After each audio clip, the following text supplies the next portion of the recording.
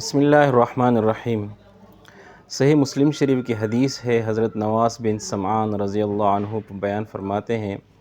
کہ میں نے رسول اللہ صلی اللہ علیہ وسلم سے نیکی اور گناہ کے بارے میں سوال کیا تو آپ صلی اللہ علیہ وسلم نے ارشاد فرمایا، البر حسن الخلق والاثم ما حاک فی صدرک وکرہت ان یطلع علیہ الناس، یعنی نیکی اخلاق و کردار کی اچائی کا نام ہے، اور گناہ وہ ہے جو تیرے دل میں خلش پیدا کرے اور تو اس بات کو ناپسند کرے کہ لوگ اس سے آگاہ ہوں۔ اسی طرح ترمذی شریف کی ایک حدیث ہے، حضرت ابو ہریرہ رضی اللہ عنہ سے روایت ہے کہ رسول اللہ صلی اللہ علیہ وسلم سے عرض کیا گیا کہ وہ کیا چیز ہے جو کثرت سے لوگوں کی جنت میں داخلے کا ذریعہ بنے گی؟ تو آپ صلی اللہ علیہ وسلم نے فرمایا، تقوی اللہ و حسن الخلق، یعنی خدا خوفی اور حسن اخلاق۔ پھر عرض کیا گیا کہ وہ کیا چیز ہے جو لوگوں کو کثرت سے جہنم میں لے جانے کا سبب بنے گی؟ فرمایا، الفم والفرج، یعنی منہ اور شرمگاہ۔ ترمذی شریف کی ایک اور حدیث ہے، حضرت ابو ہریرہ رضی اللہ عنہ ہی نے حضور صلی اللہ علیہ وسلم کا ارشاد نقل فرمایا ہے کہ اکمل المؤمنین ایمانا احسنہم خلقا،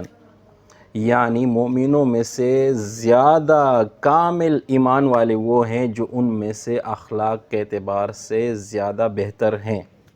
تو ناظرین و سامعین محترم،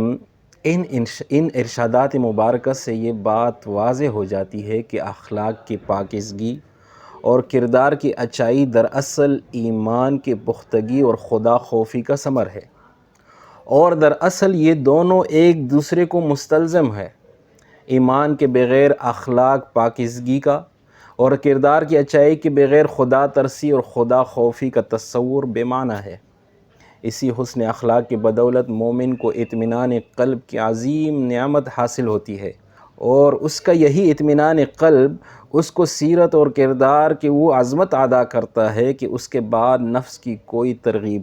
شیطان کی کوئی تحریک، دنیا کی کوئی تحریص اور اقتدار باطل کی کوئی تخویف اس کو راہ راست سے ہٹانے میں کامیاب نہیں ہو سکتی۔